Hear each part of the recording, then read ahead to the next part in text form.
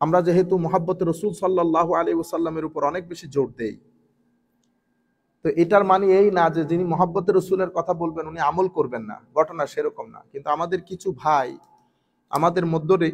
আমাদের মধ্যেই আমরা বলতে চাই যে শুধু মুহাব্বতে রাসূল আপনাকে মুক্তি দিতে পারবে না, যেভাবে আবু লাহাবকে আবু তালেবকে যেভাবে মুক্তি দিতে পারে নাই। আমরা এই জিনিসটা ভালো করে জানবো উসুল সহকারে। আমরা প্রথম ওইটা দিয়ে শুরু করি। মনে রাখবেন, একটা হচ্ছে ইসলামী শরীয়তের জেনারেল রুল। জেনারেল রুল হচ্ছে পরকালে মুক্তির জন্য আপনার ঈমান শর্ত। ঈমান বাদে পরকালে কোনো ব্যক্তি দুনিয়ার তার কোনো ভালো কাজের জন্য রিওয়ার্ড পাবেন না। এটা হচ্ছে general rule. If anybody wants to be awarded in the day of judgment, he must have to have ঈমান। যদি এখানে ঈমান না থাকে তো পরকালে এটার কোনো লাভ পাবে না। এটা জেনারেল রুলিং। আল্লাহ রাব্বুল আলামিন পবিত্র কোরআনের মধ্যে ইরশাদ করেন, ওয়া কাদিমনা ইলা মা আমিলু মিন আমালিন ফাজআলনাহু হাবাআম মানসুরা। আপনারা দেখেন, আমরা যখন কোনো কিছু একটু পুড়ে ছাই বানাই, যখন হাওয়া আসে ছাইগুলা উড়ে চলে যায়। ঠিক সেভাবে যারা আমার নবীর উপর ঈমান আনয়ন করেন নাই তাদের আমলগুলো আখিরাতে ছায়ের মতো উড়ে চলে যাবে। এখানে কোনো বেনিফিটেড কেউ হবে না। এটা আমিও জানি, আপনিও জানেন, কুল কায়নাতের মানুষ জানে, সবাই জানি আমরা এই জিনিসটা। এটা একটা বিষয়। যেমন আমার হযরতে আয়েশা সিদ্দিকা রাদিয়াল্লাহু তাআলা আনহা থেকে একটা হাদিস বর্ণিত,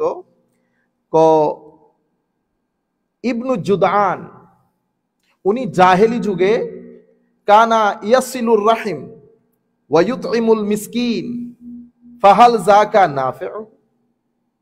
জাহেলি যুগে উনি টাকা পয়সা দিতেন, আত্মীয় স্বজনকে লুক আফটার করতেন, মানুষকে খাওয়াতেন।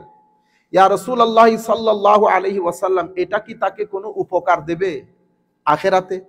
আমার নবী বলছেন না, লা ইয়ানফাউহু ইন্নাহু লাম ইয়াকুল ইয়াওমান রাব্বিগফিরলি খাতিয়াতি ইয়াউমাদ্দিন। সে জীবনেও তো এই কথা আল্লাহর দরবারে বলে না, আল্লাহ কিয়ামতের দিন তুমি আমাকে ক্ষমা করে দিও। সেই জন্য তাকে আল্লাহ আখিরাতে কোনো কিছু দেবেন না। তো এখন কাফেরদের, যারা নন মুসলিম, যারা আমার নবীর আনিত বিধানের উপর ঈমান আনয়ন করেন নাই, তাদেরকে আল্লাহ রাব্বুল আলামিন তাদের যাবতীয় কর্মের যে অ্যাওয়ার্ড, রিওয়ার্ড, প্রতিদান সেটা আল্লাহ দুনিয়াতে দিয়ে ফেলবে। আবার আমি আপনাদেরকে বলছি, সবকিছু, তারা যা কিছু ভালো কাজ করবে সব কিছুর প্রতিদান আল্লাহ তাদেরকে দুনিয়ার মধ্যে দিয়ে ফেলবে। আখিরাতে তাদের কোনো প্রতিদান নাই, আখিরাতে তাদের কোনো প্রতিদান নাই। কিন্তু কোন ব্যক্তি যদি বলেন যে শুধু মুহাব্বতে রাসূল বললে হবে না, আমল করতে হবে, মুহাব্বতে রাসূল আপনাকে বাঁচাতে পারবে না যদি আমল না থাকে, যেভাবে আবু তালেবকে বাঁচাইতে পারে নাই। আমি জানি না কিভাবে কে কি বলেছেন, আমি শুধু আপনাকে বলবো, আমার ভাইয়েরা, মাহফিলের মধ্যে লাখো মানুষের সামনে বক্তব্য দেওয়ার আগে যাহা কিছু বলিবেন তাহা ঘরের মধ্যে সিনিয়র কোনো আলেমের সাথে ডিসকাস করে একেবারে সেট করে বের হবেন, যাতে পরবর্তীতে দুঃখের মধ্যে পড়তে না হয়। উসুল হচ্ছে মূল নীতিটা আমরা আগে জেনে নেই। আমরা তো প্রথমে এটা জানছি যে ঈমান বাদে পরকালে কোনো কিছু কোনো কাজে আসবে না, এটা আমরা সবাই জানি। কিন্তু মূলনীতি হচ্ছে মুহাব্বতে রাসূল, এটা ঈমানের আলামত। আর আপনার আমলটা হচ্ছে ঈমানের পরিপূরক। আমল কখনো ঈমানের আলামত না, মুহাব্বত ঈমানের আলামত। কেন? আমার নবী বলেছেন কি, কোন হাদিসের উপর ভিত্তি করে আমরা এগুলো বলছি? প্রথমে তো কোরআন বলছে, কোরআনে পাকের মধ্যে ইনকানা আবাউকুম ওয়া আবনাউকুম, গতকালকে আমি পড়েছি। আমার হাবিব আপনি বলে দেন, যতক্ষণ পর্যন্ত তারা মা বাবা, সন্তান সন্ততি, পরিবার পরিজন, প্রতিবেশী, বন্ধু বান্ধব থেকে, তাদের ঘর বাড়ি থেকে, তাদের বিজনেস প্রতিষ্ঠান থেকে আল্লাহ এবং রাসূল, জিহাদ ফি সাবিলিল্লাহকে বেশি মহব্বত না করবে, নাম্বার ওয়ান। আমার নবী হাদিসে পাকের মধ্যে ইরশাদ করছেন, যতক্ষণ আপনি মোহাব্বত না করবেন আমাকে, মানে আল্লাহ রাসূলকে, কি থেকে বেশি? দুনিয়াতে যাদের যাদের জন্য আপনার মহব্বত, সবচেয়ে বেশি মহব্বত যতক্ষণ আল্লাহ রাসূলের জন্য না হবে, ঈমান হবে না। বুঝতে পেরেছেন তো? মহব্বত ঈমানের আলামত। আমল, আমি এই যে কথাগুলা বলছি কিছুক্ষণ পরে আমি এগুলার উপর হাদিস পড়বো। আমল আপনার ঈমানের পরিপূরক। বুঝতে পেরেছেন? আচ্ছা, এটা একটা মূলনীতি। এখন আমরা বলি, আমরা যখন এক্সাম্পল দেব, যেমন আমি যদি এক্সাম্পল এটা বলি যে যেভাবে আবু তালেবকে মহব্বত উপকার দিতে পারে নাই, সেভাবে আপনাকেও দিতে পারবে না। কারণ যিনি বলেছেন নিশ্চয়ই উনার দৃষ্টিতে আবু তালেব মুমিন না। তো আপনি কাফেরের এক্সাম্পল কখনো মুমিনদেরকে দেবেন না। মুসলমানদের এক্সাম্পল কাফেরদের এক্সাম্পল দিয়ে মুসলমানদেরকে দিবেন না। এটা খারেজি আলামত। এটা কার আলামত?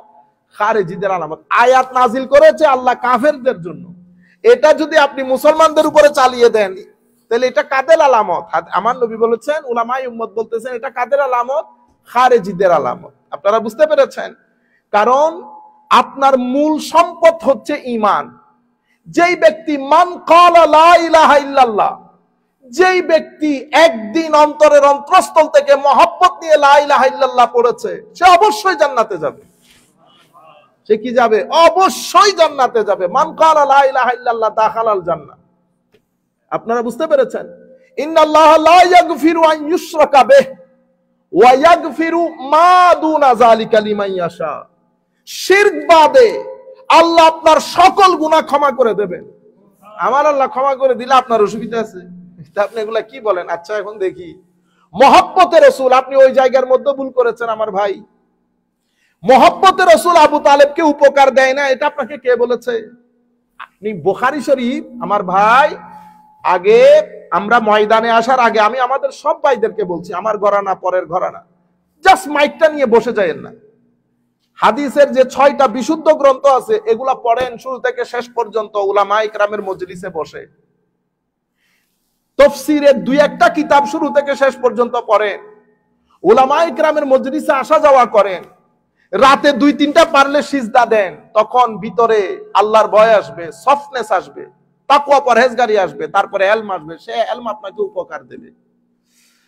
আবু তালেবের ব্যাপারে আমার নবী সাল্লাল্লাহু আলাইহি ওয়াসাল্লামকে জিজ্ঞেস করা হয়েছিল। আমার নবী সাল্লাল্লাহু আলাইহি ওয়াসাল্লামকে যখন আমি হাদিসটা পড়ছি, এগুলা সবাই জানে, যারা মাদ্রাসার মধ্যে কামিল পর্যন্ত পড়েছে, ফাজিল পর্যন্ত পড়েছে, তারাও জানে। বুখারী মুসলিম শরীফের আপনারা অসংখ্যবার শুনেছেন। আবু তালেবের ব্যাপারে আমার নবী বলেন নাই, আমি যদি না থাকতাম আবু তালেব কোথায় থাকতো? জাহান্নামের সর্বনিম্ন স্তরে। আমার কারণে আল্লাহ আবু তালেবকে কি করেছে? জাহান্নামের সবচেয়ে লঘু শাস্তি দেবে। তো এটাকে বলে শাফাআতে রাসূল। শাফাআতে রাসূল, আমার নবী সুপারিশ করবেন। তো আমি তো প্রথমে আপনাদেরকে জেনারেল রুল বলে দিয়েছি। জেনারেল রুল হচ্ছে মুমিন মুসলমান বাদে আখিরাত কারো না, কিন্তু এক্সেপশন আছে। এক্সেপশন শুধু আমার নবীর জন্য। কিভাবে? আমি 2টা হাদিস এখানে আপনাদেরকে বলি। আবু তালেবের ব্যাপারে আন্না রাসূলুল্লাহ সাল্লাল্লাহু আলাইহি ওয়াসাল্লাম قال আহওয়ানু আহলিন নারে আযাবান আবু তালিব, জাহান্নামে সবচেয়ে লঘু আযাব ভোগ করবে আবু তালেব। বুঝতে পেরেছেন? ওয়া হুয়া, হায় হায়, বলতেছে আযাব লঘু। তো কি রকম? কোন নেয়াল, জাহান্নামে ওই নেয়াল আগুনের জুতা পরিয়ে দেবে, এই আগুনের প্রতাপে ওনার ইয়াগলি মিনহুমা দিমাগহু, এই তার দিমাগুহু, তার দিমাগ পর্যন্ত বয়লিং হবে। এটা আল্লাহ রাব্বুল আলামিনের দরবারে ফরিয়াদ, মাওলাই করিম আমাদের দুশমনদেরকেও যেন আল্লাহ রক্ষা করেন জাহান্নামের আগুন থেকে। তো আমার নবী বলতেছেন যে এটা জাহান্নামের আহওয়ানুল আযাব, একেবারে লঘু শাস্তি জাহান্নামের। আমার নবী সাল্লাল্লাহু আলাইহি ওয়াসাল্লাম এই কথা বলার পরে, এটা মুসলিম শরীফ এবং অসংখ্য অন্য হাদিসের মধ্যে এসেছে, আন আব্বাস বিন আব্দুল মুত্তালিব আন্নাহু ক্বাল ইয়া রাসূলুল্লাহ হাল নাফা'তা আবা তালিবিন বিশাই ফা ইন্নাহু কানা ইয়াহুতুক ওয়া ইয়াগদাবু লাক। হযরতে আব্দুল্লাহ বিন আব্বাস, হযরতে আব্বাস বিন আব্দুল মুত্তালিব আমার নবীর চাচা, জিজ্ঞেস করতেছেন, ইয়া রাসূলুল্লাহ সাল্লাল্লাহু আলাইহি ওয়াসাল্লাম, মুসলিম শরীফের মধ্যে এসেছে, হুজুর আবু তালেব দুনিয়ায় থাকতে আপনার খুশিতে খুশি হতো, আপনি রাগান্বিত হলে রাগান্বিত হতো, সব সময় আপনাকে আষ্টে পৃষ্ঠে জড়িয়ে রাখতো। হায় হায় হুজুর, আপনার সাথেই মুআমালা কিয়ামতের ময়দানে আবু তালেবকে কোনো উপকার দেবে? আমার নবী সাল্লাল্লাহু আলাইহি ওয়াসাল্লাম বলছেন, ক্বালা নাআম, দেবে। আপনি লাখ জনতার সামনে বলেছেন দেবে না, তো আপনার কথা শুনবো না আমার নবীর কথা শুনবো? মুসলিম শরীফ পড়েন নাই? এরপরে আপনারা বলেন হুজুর আপনারা শুধু শুধু। আমার নবীকে আব্দুল্লাহ ইবনে আব্বাস বিন আব্দুল মুত্তালিব জিজ্ঞেস করতেছেন, দুনিয়াতে থাকতে আবু তালেব আপনাকে এভাবে লুক আফটার করেছে, আবু তালেবের এই মুআমালা হাল নাফাআতা আপনাকে কি উপকার দেবে? আমার নবী বলতেছেন আবু তালেবকে এটা কোনো উপকার সাধন করবে? আমার নবী বলতেছেন হ্যাঁ উপকার সাধন করবে। কেমনে?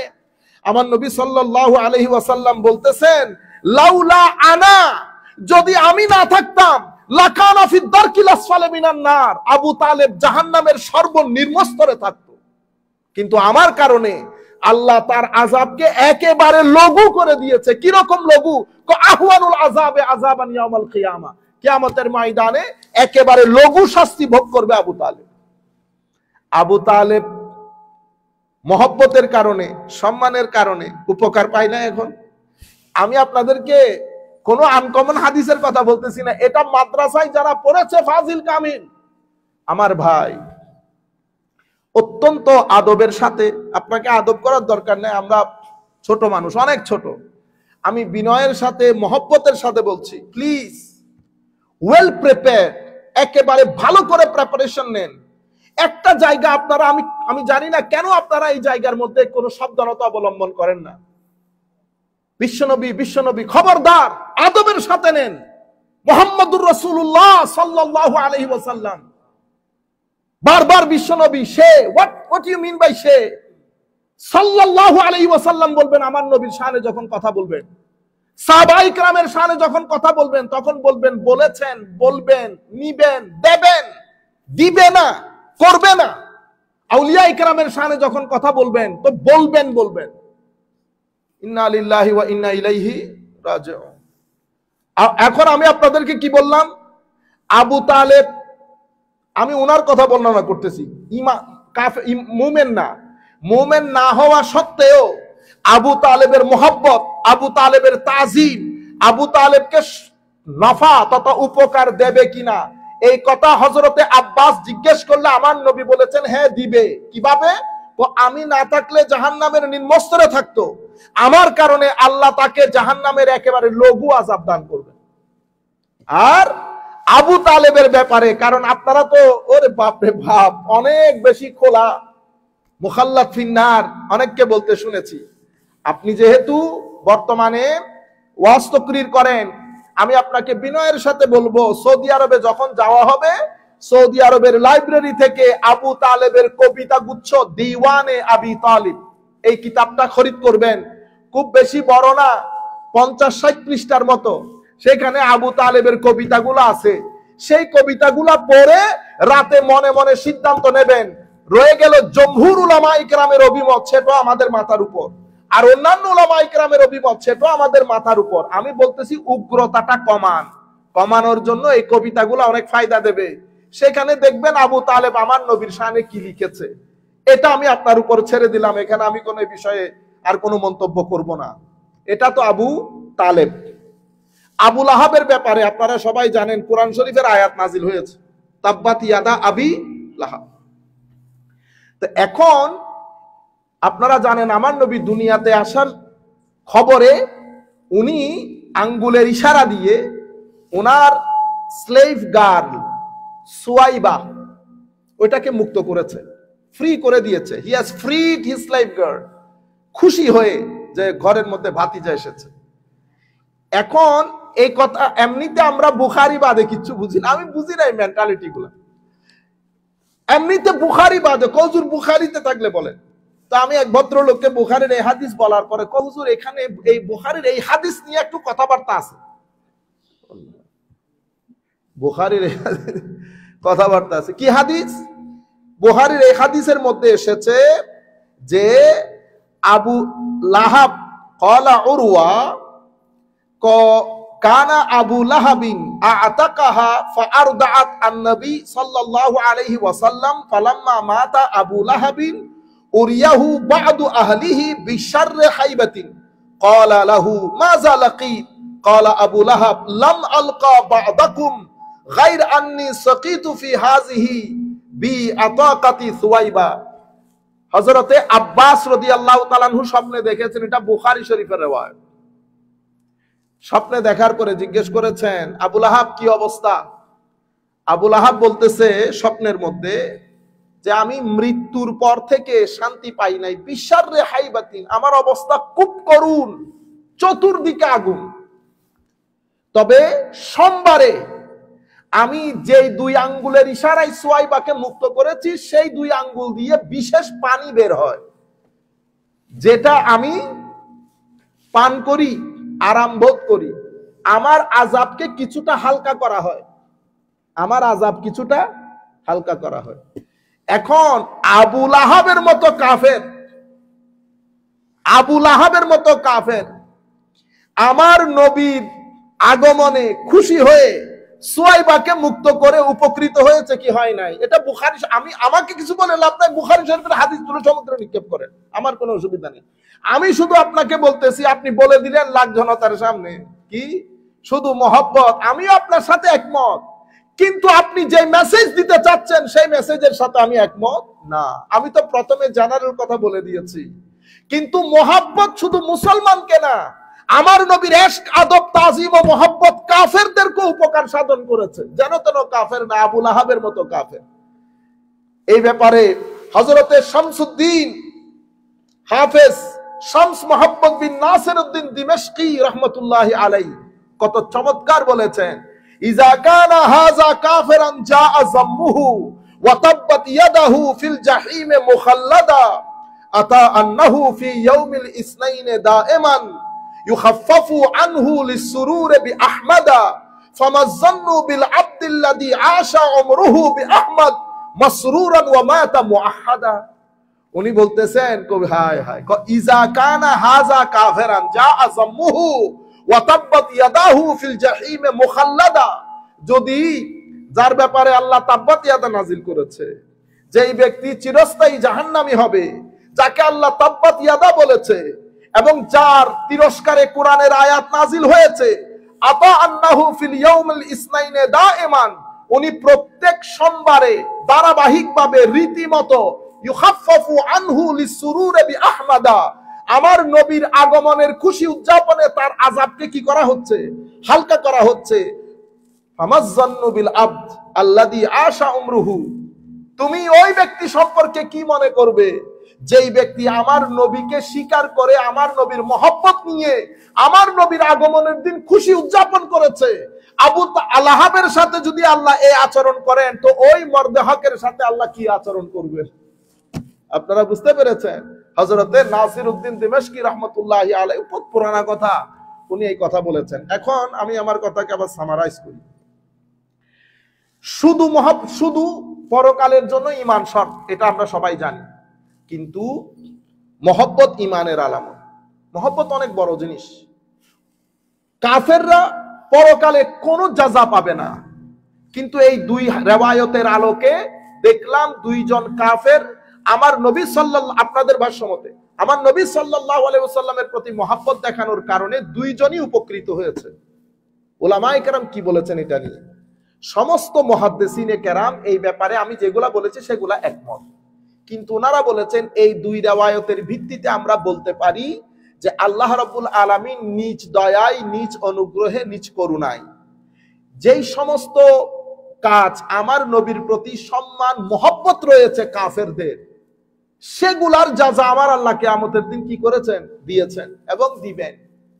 আপনারা বুঝতে পেরেছেন? যেটা আমার নবীর প্রতি যেই সমস্ত কাজে দয়া রয়েছে, দয়া করেছে আমার নবীর প্রতি, মহব্বত দেখিয়েছে, তাজিম দেখিয়েছে, সেই কারণে এই কাফের হলেও তাদের এই দয়া পরবশ হওয়ার প্রতি আমার আল্লাহ কি করবেন? প্রতিদান দিবেন, যেভাবে আবু তালেব এবং আবু লাহাব পেয়েছে।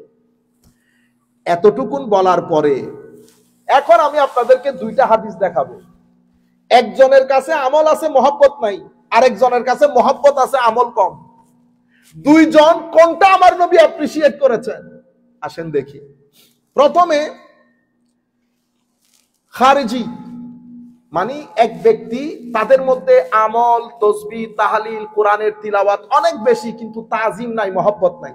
তাদের ব্যাপারে আমার নবী বলছেন তাদের ভিতরে ঈমানও নাই। এগুলা বুখারী শরীফ, মুসলিম শরীফ পড়লে কিতাবুল খাওয়ারিজের মধ্যে একেবারে ঢের পড়া হাদিস, সবাই জানে। হযরত আবু সাঈদ খুদরি থেকে বর্ণিত, যে হাদিসটা আমি আগে আপনাদেরকে বলেছি, বাইনামা নাহনু ইনদা রাসূলিল্লাহি সাল্লাল্লাহু আলাইহি ওয়াসাল্লাম ওয়া হুয়া ইউকসিমু কিসমান আতাহু যুল খুয়াইসারা। আমরা নবীর সাথে ছিলাম, আমার নবী কিছু জিনিস বন্টন করছে, অর্থাৎ স্বর্ণ বন্টন করছে। সেটা আমার নবী চারজন সাহাবী, গরিব সাহাবীর মধ্যে দিয়ে দিলেন। আতাহু যুল খুয়াইসারা, যুল খুয়াইসারা নামক এক ব্যক্তি আসলেন তামিম গোত্রের। ফাকালা, এই এক riwayতের মধ্যে আসছে ইয়া রাসূলুল্লাহ, অন্য riwayতের মধ্যে আসছে ইয়া মুহাম্মদ। কি বলেছে? ইয়া মুহাম্মদ ইদিল, হে মুহাম্মদ সাল্লাল্লাহু আলাইহি ওয়াসাল্লাম, আপনি আপনার এই যে বন্টন করেছেন এটা স্বজন প্রীতি হয়েছে। কি হয়েছে? স্বজন প্রীতি। ফাকালা ওয়াইলাক, আমার নবী বলতেছেন ধ্বংসপ্রাপ্ত হও। কি বলো এগুলা তুমি? ওয়ামান ইয়াদিল ইজালাম আদিল, আমার বন্টন প্রক্রিয়া যদি যথাযথ না হয় তো তুমি এখানে আদালত পাবে কোথায়? পৃথিবীতে কে আদালত করবে? তুমি আমার আদালত নিয়ে সন্দেহ পোষণ করছো। যিনি উপরে থাকেন, যিনি উপরে থাকেন উনি আমাকে আদেল মনে করেন। রয়ে গেল আদালত। জিবরিল আমিন সকাল সন্ধ্যা আমার ঘরের দরজায় দাঁড়িয়ে থাকে, আর তুমি আমাকে বলতেছো আমি আদালত নাই। ইয়াতিনি খবরুস সামাই সাবাহান ওয়া মাসাআন, সকাল বিকাল আল্লাহ রাব্বুল আলামিন আমার কাছে ওহী পাঠান, আর তুমি আমার আদালতের ব্যাপারে সন্দেহ পোষণ করছো। এটা বলার পরে ফাকালা উমর ইয়া রাসূলুল্লাহ ইযিল্লি ফাআদরিব উনুকা, হুজুর আমাকে ইজাজত দেন। ফারুক আজম বলতেছে আমি গর্দান উড়াই দেই। আমার নবী সাল্লাল্লাহু আলাইহি ওয়াসাল্লাম বলছেন দাহু ফাইন্না লাহু আসহাবান ইয়াহকিরু আহাদুকুম সালাতাহু মা সালাতিহি ওয়া সিয়ামাহু মা সিয়ামিহি ইয়াকরাউনাল কুরআন লা ইউজাবিজু তারাকিয়াহুম ইয়ামরুকুনা মিনাদ দীন কামা ইয়ামরুকুস সাহমু মিনার রামিয়া। না হত্যা করিও না, তার সঙ্গী সাথী তারা। হায় হায় হায়, তোমরা তোমাদের নামাজকে হাকির মনে করবে, ছোট মনে করবে তাদের নামাজের তুলনায়। তোমরা তোমাদের রোজাকে হাকির মনে করবে তাদের রোজার তুলনায়। ইয়াকরাউনাল কুরআন, সকাল সন্ধ্যা কোরআন পড়ে ঠুট ভিজা রাখবে, লেকিন কোরআন তাদের কণ্ঠনালী ভেদ করে এখানে আসবে না। আমার নবী সাল্লাল্লাহু আলাইহি ওয়াসাল্লাম ইরশাদ করেছেন ইয়ামরুকুনা মিনাদ দ্বীন, দ্বীন থেকে দূরে সরে যাবে। কামা ইয়ামরুকুস সাহমু মিনার রামিয়া, যেভাবে তীর ধনুক থেকে দূরে সরে যায়। আমল আছে না, কোরআনের তিলাওয়াত আছে না, নামাজ আছে, সওম আছে, সবকিছু আছে, শুধু আদব ছিল না, বেয়াদবি করেছে। আমার নবী বলেছেন এই বেয়াদবির কারণে কোত্থেকে সরে গেছে? দিন থেকে সরে গেছে। তাইলে আমল আছে, আদব নাই। আমার নবী বলতেছে দিন থেকে সরে গেছে। এতটুকু বুখারী মুসলিমের riwayat। এবার আমি আপনাদেরকে আরেকটা হাদিস শোনাই, এটাও বুখারী শরীফের riwayat। এটা আমি শাইখ ইবনে তাইমিয়ার ফতোয়া থেকে বলতেছি। আচ্ছা, এক ব্যক্তি আমার নবীর দরবারে বসা থাকতেন, হিমার নাম। হায় হায়, উনি ভালো কৌতুক চুটকি বলতে পারতেন হাসানোর জন্য, আমার নবীকে অনেক হাসাতেন। ওনার কাজ ছিল মজলিসের কোণার মধ্যে বসে থাকতো। উনি চিন্তা করতেন হায় রে, সবাই শুধু আমার নবীর সাথে দুঃখের কথা শেয়ার করে, সুখের কথা কেউ বলে না। বিজনেসে কত টাকা ক্ষতি হয়েছে শুধু এটা বলে, লাভ হয়েছে ওইটা বলে না। আমার নবীর মধ্যে মেন্টালি একটা প্রেসার হয়ে যায়, যেভাবে আপনারা এসে আমাদেরকে সব দুঃখের কথাই তো বলেন, সুখের কথা তো কেউ শোনায় না। এই সমস্যা, এই সমস্যা, এই সমস্যা। আপনারা যখন সমস্যাগুলো বলেন তো সমস্যাগুলো আপনি যাকে বলতেছেন তার উপর প্রেসার ক্রিয়েট করে। তো উনি চাচ্ছিলেন আমার নবীকে মেন্টালি একটু রিল্যাক্স করার জন্য। তো মজলিস থেকে হঠাৎ করে উঠে আমার নবীকে একটা চুটকি শোনাতেন, এতে আমার নবী একটু মুস্কি হাসতেন। হায় হায়, একবার কি করেছে জানেন? যে বাইরে গিয়ে নতুন ফ্রুট আসছে বাজারে, সে বাজারে আমার নবীর নাম দিয়ে বাকিতে কিনে নিছে, কিনে আমার নবীকে গিফট করছে। গিফট করার পরে আমার নবী তো খাই, মানে নিজেও খেলেন, মানুষকেও দিলেন। 2-3 দিন পরে মনে হয় ওই ভদ্রলোক এসে আমার নবীর দরবারে বলতেছেন হুজুর টাকা পাই যে একটু টাকা দিতে হবে। টাকা বাতা, টাকা কেমনে পান? ওই ফ্রুট কিনছেন যে। তখন আমার নবীর মাথায় আসছে, কারণ আমার নবী তো তাকে সবাই চিনে, হেমার। আমার নবী তাকে ডেকে বলতেছেন হেমার, তুমি না আমার জন্য ফ্রুট আনলা? হুজুর আনছি তো। তো ও যে আমার কাছে এখন ওই যে তুমি বলে আমার নাম দিয়ে বাকিতে আনছো, হুজুর আমি তো আপনার নাম দিয়ে বাকিতে আনছি, ও তো আমাকে বাকি দিবে না। তো আমার নাম দিয়ে বাকি আল্লাহ যে হায় হায়। হুজুর প্রথম বাজারে ফ্রুট আসছে, আমি চাইতেছিলাম হুজুর ফ্রুট প্রথমে যদি আপনাকে খাওয়াইতে পারতাম, কিন্তু আমার তো টাকা নাই। তো আমি চিন্তা করলাম বাকিতে হোক, ফ্রুট আগে আমার নবী খাক, ফ্রুট আগে আমার নবী খাক। এটাকে এশক বলে। এটা বলার পরে আমার নবী খামোশ হয়ে গেছে। আমার নবী বুঝতে পেরেছে পাগলা আসল পাগলা, সে আসলে আমাকে মহব্বত করে।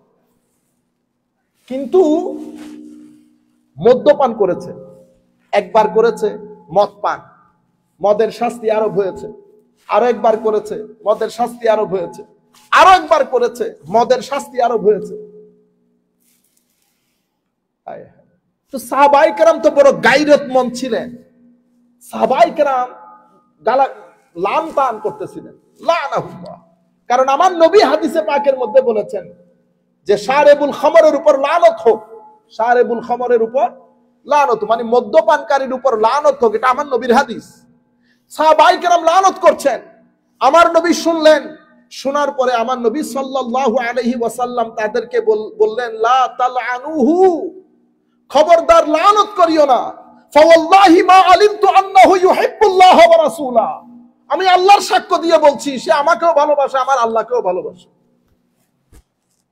ফাইন্নাহু ইউহিব্বুল্লাহ, অন্য riwayate ওয়া রাসূলা, সে আল্লাহ আল্লাহ রাসূলকে ভালোবাসে, খবরদার তাকে লানত দিও না। আপনারা এই পুরা রিওয়ায়াত বুঝতে পেরেছেন তো? আমি অনেক রিওয়ায়াত একসঙ্গে করে আপনাদেরকে বলেছি। মূল রিওয়ায়াতটা বুখারী শরীফের মধ্যে এসেছে। তাহলে এই ব্যক্তির মধ্যে মদ্যপান করছে, বারবার তার উপর হক কায়েম হচ্ছে, এরপরেও আমার নবী বলতেছেন আল্লাহ আল্লাহ রাসূলকে মহব্বত করে। মহব্বত কি ওই চুটকি বলে বলে আমার নবীকে একটু হাসানো, এটা মহব্বত? আপনারা বুঝতে পেরেছেন? আপনি বলেছেন কি শুধু মহব্বত দিয়ে কাজ হয় না। আমি আপনাকে দুইটা হাদিস মুসলমানদের থেকে তুলে ধরেছি। একটা খারেজিদের হাদিস, আপনি এটা স্টাডি করবেন বেটা ভালো করে। সেখানে আমার নবী সাল্লাল্লাহু আলাইহি ওয়াসাল্লাম স্পষ্ট কথা, নামাজ, তাসবিহ, তাহলিল, রোজা সবকিছু আছে। এরপরে আমার নবী বলতে দিন থেকে খারিজ হবে। আর এই ব্যক্তির ব্যাপারে আমার নবী বলতেছেন খবরদার লান তান করিস না, সে আল্লাহ আল্লাহ রাসূলকে মহব্বত করে। আপনারা পুরো বিষয়টা বুঝতে পেরেছেন তো? এখন আমি চাচ্ছি কনসেপচুয়াল ক্লারিটি হোক। আমরা কোনো আপনাদের মতো বড় আলেম না। আপনারা নিজেরা বলেন আমি একজন মুফাসসিরে কোরআন। না না বেটা, মুফাসসিরে কোরআন বাংলাদেশে নাই, এগুলা বলে লাভ নাই। আমরা খুব সাধারণ ছাত্র, আমরা এখনো শিখতেছি। আমরা ভালো করে সত্যিকার কথা বলতেছি, আরবিও পড়তে জানি না আমরা। কিন্তু আমরা আপনাদেরকে বিনয়ের সাথে বলবো, বয়স নাই, এখন অনেক সময় আছে, ভালো করে পড়েন, ভালো করে পড়েন। দ্বীনের যে দাওয়াত সেটাকে লিওয়াজহিল্লাহ রাখেন, কুল্লুমকুলা করেন, ক্লিয়ার কাট করেন। কিছু ভিতরে কিছু বাইরে কোনো প্রয়োজন নাই। আর একটা জায়গার মধ্যে সাবধান, আল্লাহ আল্লাহ রাসূলের শানে কথা বলার সময় বড় সাবধানতা অবলম্বন করবেন, বড় সাবধানতা অবলম্বন করবেন। আপনি শুরু দিয়ে বলছেন 5 বছর আগে রেকর্ড হয়েছে, সেই রেকর্ড আমি পরবর্তীতে অডিও ভিডিও কেউ যদি পূর্বের জিনিস পরবর্তীতে লাগিয়ে বলে এটা প্রতারণা হয়েছে, নিঃসন্দেহে। কিন্তু আপনি মাপ চাইলে অসুবিধা কি হইতো?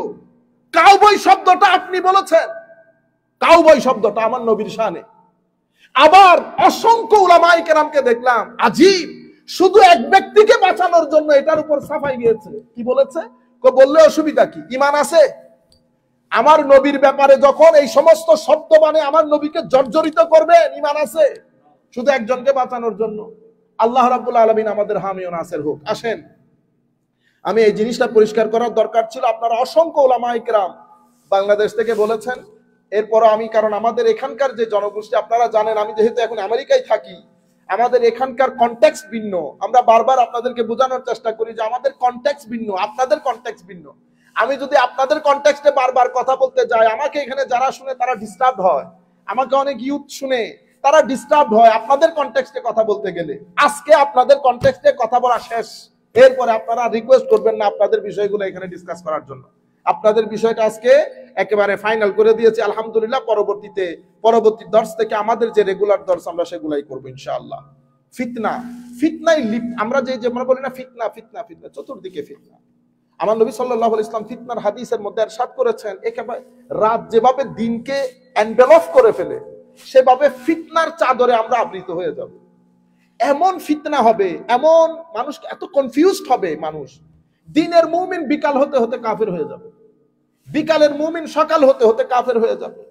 মসজিদের মধ্যে মুসল্লি ভরা থাকবে, মুমিন থাকবেন। আমার নবী সাল্লাল্লাহু আলাইহি ওয়াসাল্লাম ইরশাদ করেছেন। বড় আজীব বিষয় না? এখন এই ফিতনাগুলো হয় কেন? ফিতনা হওয়ার প্রধান কারণ, প্রথম কারণ হচ্ছে আল জাহাল। জাহাল মানে মূর্খতা। অর্থাৎ প্রথমে আমি কোনো কিছু জানি না একটা বিষয়, কারণ পড়ি নাই, জানি না। দ্বিতীয় হচ্ছে আমি পড়েছি নিজে নিজে, কিন্তু ভালো করে বুঝতে পারি নাই, ভালো করে বুঝতে পারি না। এই না জানাটা অসম্ভব খতরনাক জিনিস। আপনি যদি না জানেন, কাউকে সম্মানও করতে পারবেন না। If you don't know anybody, you can't respect him. For example, এখানে যদি এমআইটির ভিসি সাহেব আছেন, পাশে বসে থাকে বা এখানে বসে থাকে, you cannot respect him until you know that he is VC of MIT. এই জন্য জাহাল খতরনাক জিনিস। জাহাল হচ্ছে অন্ধকার। অন্ধকারের মধ্যে যেমন আপনি আরেকজনকে দেখতে পান না, জাহালও সেরকম, মূর্খতাও সেরকম। আপনি মানুষকে কি করতে পারেন না? জাজমেন্ট করতে পারবেন না, বিকজ অফ দি ইগনোরেন্স। ফিতনা হওয়ার অনেক কারণের মধ্যে মৌলিক কারণ হচ্ছে কি? জাহাল। জাহাল হওয়ার কারণে আমি কোরআন কিভাবে বুঝার দরকার সেটাও জানি না, হাদিস কিভাবে বুঝার দরকার সেটাও জানি না, সলফে সালেহিনে উম্মত এই বিষয়গুলোকে কিভাবে ডিল করেছে সেটাও আমরা জানি না। জাহাল, মূর্খতা যে কোনো বিষয়ে। এরপরে হচ্ছে আল হাওয়া। আল হাওয়া মানি আমরা কোরআন, হাদিস, ইজমা, কিয়াস এগুলা কি বলেছে এগুলা ডাজন্ট ম্যাটার। আমরা আমাদের এই জায়গা থেকে বের হতে পারি না। ইভেন পার্টির ক্ষেত্রেও, আমি যেই পার্টি করি সেই পার্টি যদি বলে হোয়াইট মানি ব্ল্যাক, আপনিও বলবেন হোয়াইট মানি ব্ল্যাক। সেই পার্টি যদি চুরি করে বাংলাদেশকে বাইরে বিক্রিও করে দেয়, তবু আপনি বলবেন যে না না না, এটা আসলে বিক্রিটা হুজুর আপনি বুঝতেছেন না যে বিক্রিটা বড় দরকারি বিক্রি ছিল। এটাকে কি বলে? হাওয়া। হাওয়া মানি আপনি সেন্টার পয়েন্ট থেকে বের হইতে পারতেছেন না, সেন্টার পয়েন্ট থেকে বের হইতে পারতেছেন না। ফাইত্তিবাউল হাওয়া ইয়াহবি বিসাহিবিহি ফি নারি জাহান্নাম ইজ লাইসা লাহু ইমামুন ইয়াত্তাবিউহু বিহাক বাল ইয়াত্তাবি মা তাহওয়া নাফসুহু বিদুনে যাবিতিন। কারণ হাওয়া বলতে আমার জীবনে কোনো প্রিন্সিপাল নাই। প্রিন্সিপাল বলতে মানে যে কোনো একটা মূলনীতি, আমি এই মূলনীতি অনুসরণ করতে হবে। অথবা আমার জীবনে একজন আদর্শ পুরুষ আছে, আমি সেই পুরুষকে অনুসরণ করি, সেই পুরুষকে অনুসরণ করি মূলনীতির আলোকে। আমি যদি এগুলা করি তাইলে তো আমি দিনকে দিন, রাতকে রাত বলতে পারবো, সাদাকে সাদা, কালোকে কালো বলতে পারবো। কিন্তু ইগনোরেন্স এত খারাপ জিনিস। ইগনোরেন্স মানুষকে কোথায় ঠেলে দেয়? হাওয়ার দিকে ঠেলে দেয়। তখন আপনি কিছু ইনফরমেশন নিয়ে আমাদের কি হয়ে যায়? নাড়াচাড়া হয়ে যায়। যখন আপনার মধ্যে জ্ঞান থাকবে না কিন্তু ইনফরমেশন আছে। এই যে আপনি যখন খবরগুলা শুনেন, এটা কি জ্ঞান বলে না তো, এটা কি ইনফরমেশন বলে। There is a big difference between knowledge and information. Information যখন আপনার মধ্যে অনেক হয়ে যায়, আপনি গুগলে তালাশ করলেন পাইলেন, এখানে তালাশ করলেন পাইলেন, কি এখন আপনি জিনিসগুলোকে সেট কেমনে করবেন? তখন আপনার মাথা খারাপ হয়ে যায়। কি হয়ে যায়? আপনি অর্গানাইজ করতে পারতেছেন না। কেন অর্গানাইজ করতে পারতেছেন না? কারণ আপনার মধ্যে তো জ্ঞান নাই। জ্ঞান কেন নাই? কারণ আপনি জ্ঞানীর কোনো মজলিসে বসানো নাই, সেজন্য আপনি অর্গানাইজ করতে পারতেছেন না। কোনটা কোন জায়গায় রাখবেন আপনার আইডিয়াই নাই। তো জিনিস যেটা যে জায়গায় রাখা দরকার সেই জায়গায় রাখতে পারছেন না। এন্ড অফ দ্য ডে আপনার ভিতরে যে একটা নফস আছে, আপনি আলটিমেটলি ওইটার পিছনে পিছনে চলতেছেন। প্রত্যেক ব্যক্তি ডান বাম না দেখে আমরা যদি নিজেরা নিজেদেরকে পরখ করি, আমরা বুঝতে পারবো সেটা। বাংলাদেশের মধ্যে পলিটিক্যালি বা রিলিজিয়াসলি এই ঘটনাটাই ঘটতেছে। আপনি দেখেন, এই যে এক ব্যক্তি, কোন এক ব্যক্তি বলতে বলতে এতটুকুন বলেছেন, যেমন তাবাররুক। আমাদের আজকে হক ভাই বোধহয় তাবাররুক এনেছে, হ্যাঁ? আচ্ছা, এখন আমি যদি মনে করি যে তাবাররুক ভালো জিনিস না, তাহলে আমি কি বলবো? হক ভাই তাবাররুক এনেছে, বাট আমার মনে হয় তাবাররুক এটা শরীয়ত সিদ্ধ না, তবু আপনারা এনেছেন, আপনাদের ব্যাপার, আমি খাবো না। ভদ্রলোকের কথা। এটা কার কথা? ভদ্রলোক। এখন আপনি এত বড় আলেম হয়ে মজলিসের মধ্যে বলবেন তাবাররুক আনা উচিত না, তাবাররুক এটা মানুষের গু গু। এটা কি? এটা কি বললেন? যে কোনো ভালো মানুষের কথা? এত বড় আলেম আপনি, আপনারা বুঝতে পারতেছেন? এই পর্যায়ে চলে গেছি। তো এটারে কি বলে? এটারে হাওয়া বলে। কেন? আপনি কোরআন সুন্নাহর সমুদ্রে নিক্ষেপ করে কোথায় আসছেন? নিজের আনা থেকে বেরোইতে পারেন না। আবার এইটাকে সাপোর্ট করার জন্য আরো 20 জন পিছনে দাঁড়িয়ে। ঠিক বলছে? আপনারা বুঝতে পেরেছেন? এটা পলিটিক্যালিও সেরকম। বিক্রি করতে করতে বিক্রির জায়গা নাই, তবু আমরা বলতেছি না হুজুর ঠিক আছে, আপনি বুঝতেছেন না। এটাকে হাওয়া বলে। এটাকে কি বলে? মানে কোনো আদর্শ পুরুষও নাই, কোনো মূলনীতিও নাই। আচ্ছা, তৃতীয় জিনিস আত্তাসাদ্দুদ ফিদ্দীন, উগ্রতা। যখন আপনার ভিতরে উগ্রতা থাকবে তখন আপনি হক জিনিসটাকে গ্রহণ করতে পারবেন না। যেই কোনো জায়গায়, যেই কোনো বিষয়ে যদি উগ্রতা থাকে, উগ্র মানুষ শিখতে পারে না, উগ্র মানুষ শিখতে পারে না। আপনি দেখেন না, শক্ত জিনিসটা আপনি কোনো কিছু একটু কোনো জায়গায় ফিট করতে গেলে কি হয়, ভেঙে যায় না? ভেঙে যায়। কিন্তু একটু যদি মোলায়েম থাকে, বাঁকা জাকা করে কোনো জিনিসের মধ্যে ফিট করতে পারবেন, কিন্তু শক্ত জিনিস ফিট করা যায় না, ভেঙে যায়। এই জন্য আত্তাসাদ্দুদ, আমার নবী সাল্লাল্লাহু আলাইহি ওয়াসাল্লাম ইরশাদ করেছেন, আই হালাকাল মুতানাত্তিউন, যারা উগ্র তারা ধ্বংসপ্রাপ্ত হয়েছে। মুতানাত্তিউন মানে মুতাসাদ্দিদুন, ধ্বংসপ্রাপ্ত হয়েছে কারা? যারা উগ্র তারা। বুঝতে পেরেছেন? হকের উপর যারা কথা বলে, প্রিন্সিপাল নিয়ে যারা কথা বলে, তাদেরকে নাড়াচাড়া করতে হয় না। 3 দিন আগে আমরা সবাই সুদ হারাম, ওই ভদ্রলোক সুদী, সেই ব্যক্তি জাহান্নামের কুকুর বলি নাই? আমরা সেদিনও যেটা বলতেছি আজকেও সেটা বলতেছি, কিয়ামতের দিন সকালবেলা সেই কথা বলবো।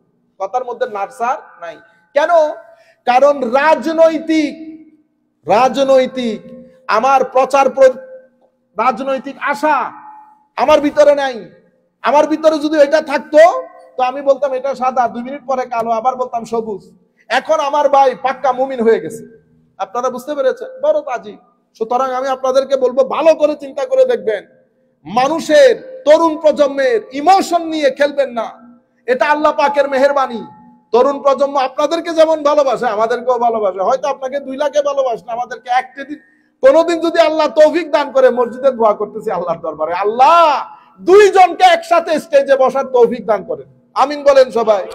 সেদিন আমরা দেখব, সেদিন দুনিয়া দেখবে, সেদিন দুনিয়া দেখবে। আপনিও আপনার সিনিয়র নিয়ে বসবেন, আমিও আমার সিনিয়র নিয়ে বসবো, একই বিষয়ে কথা বলবো, একই বিষয়ে। সেদিন দুনিয়া দেখবে রাজনীতি ধর্ম না ধর্মের মধ্যে রাজনীতি, ইনশাআল্লাহ।